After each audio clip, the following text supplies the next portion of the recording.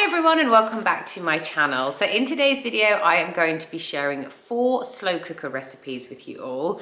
I feel like I don't want to really say it because I don't want to bring it on more, but I definitely feel like there's a chill in the air now and I feel like autumn is creeping in on us, and what perfect meals to have in autumn than slow cooker meals. I love a slow cooker meal because literally I can just dump everything into the cooker in the morning, and then when it comes to serving up in the evening, everything is cooked to perfection. The meat, if you're cooking meat, is so lovely and tender as it's been cooking all day long. So obviously a slow cooker has 2 settings. You can cook on low or you can cook on high. So if you are popping all your ingredients into the slow cooker before you head on out to work for the day, you want to set it onto the low setting. That's going to cook it on low and slow and make it absolutely delicious all day long.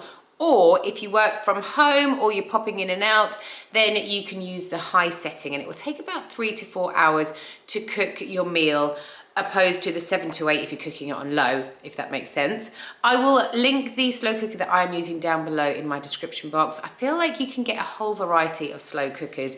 You can get some now that can actually saute your onion and veggies and meat for you within the same pot. My one doesn't do that, and I feel like it cooks just as well. Not that I've actually tried the ones that saute your things, but I feel like the end result and the flavor is so good in the slow cooker that I have. So I'll link it down below, but I'll also link one that does have the saute function as well. So with all of that said, I'm gonna just jump straight on into these recipes. As always, I'll turn the camera around, show you the ingredients I'm going to be using, and talk you through the method while kind of overlaying how I'm cooking it all, and then I'll show you the end result as well. Thanks for watching, and let's get straight into it. Okay, so this slow cooker recipe is going to be a fajita pasta bake type thing. What I have got here, let me show you this first. I've literally just fried off some chorizo to get it really nice and crispy. So I've got chorizo, I've got chicken, I've got a pepper, I've diced up an onion, I've got loads of garlic, because I feel like that is essential in this recipe and pretty much in any recipe, to be fair. I have got smoked paprika, fajita seasoning, but then I've also got this Mexican fajita sachet, cheese, and pasta. I'm also going to get a veg stock, and I'm going to add in 300 mils of water to this. So what I'm going to do to make this recipe is I'm literally just going to add in all of these ingredients except the cheese and the pasta into my slow cooker, and I'm going to cook these on high for 3 hours. So once the 3 hours is up, I'll obviously give everything a mix around, and it's then I'll add in my pasta. So I'll add my pasta in for half an hour. Once again, give that a really good mix around before coating it all in cheese. Pop the lid back on, give it another kind of 15 minutes or so, and as you can see, the cheese will have melted so nicely and it's ready to serve up. You can serve this with some garlic bread as well. It's just a really quick and easy dinner that always goes down well with the whole family. All right, so this slow cooker meal is going to become a beef bourguignon. I don't know how to say it properly. So what I have got for this is some beef chunks. I've got some plain flour, mushrooms, carrots, salt and pepper. This is beef stock, but it's got 2 stock cubes in there, and then 300 mils of water, thyme, rosemary, bay leaves, some oil, and then in here I've just made a little mix of tomato puree paste and red wine vinegar. No, not red wine vinegar, red wine stock cube. I've kind of put it in together.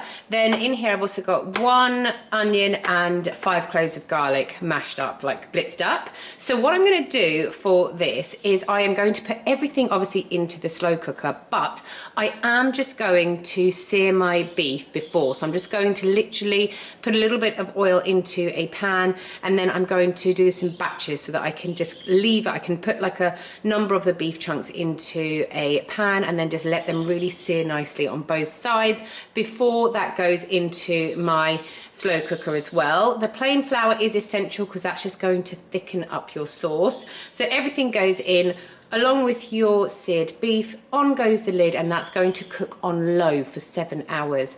This, I feel like, yes, you can cook it on high and it will be just as nice, but I just feel like if you're gonna make a beef bourguignon, then you want to cook it low and slow so the beef becomes so nice and tender.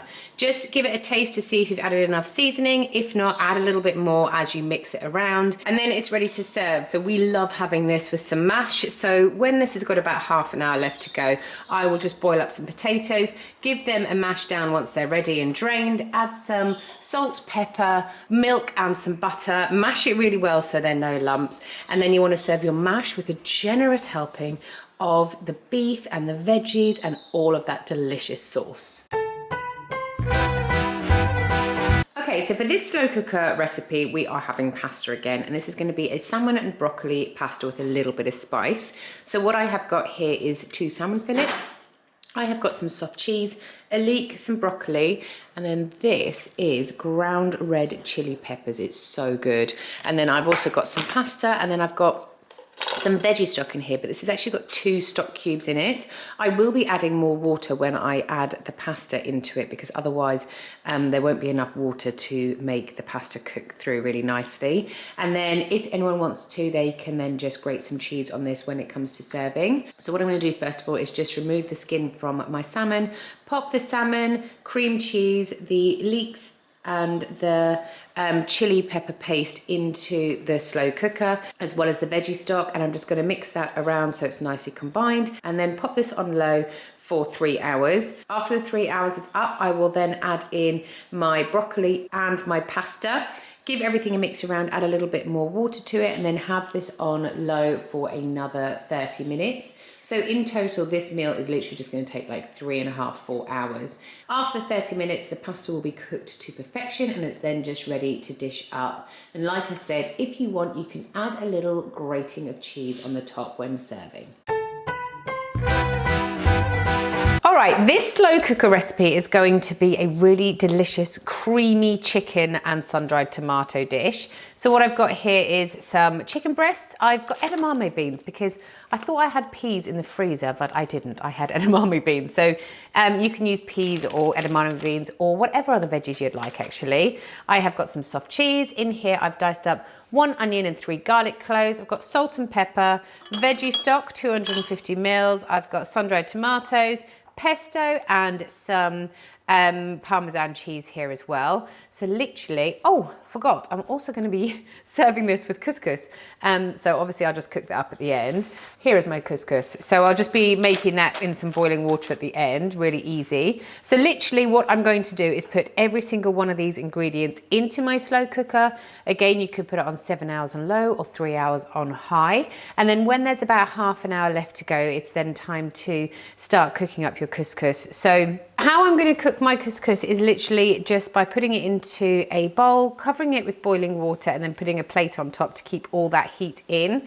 Once my couscous is ready, then my slow cooker chicken dish is going to be ready to serve. So I just found the rest of the spinach in the fridge, and I thought I'm just going to actually add it into here as well, but I'm going to do it kind of more towards the end when I start cooking the couscous. So just thought I'd add that into this video because I don't like any waste. So I'm just going to lay some couscous down, then give everyone a chicken breast, and then coat it all in that deliciously creamy sauce. So those are the 4 slow cooker recipes I wanted to share with you today. I really hope you have enjoyed them.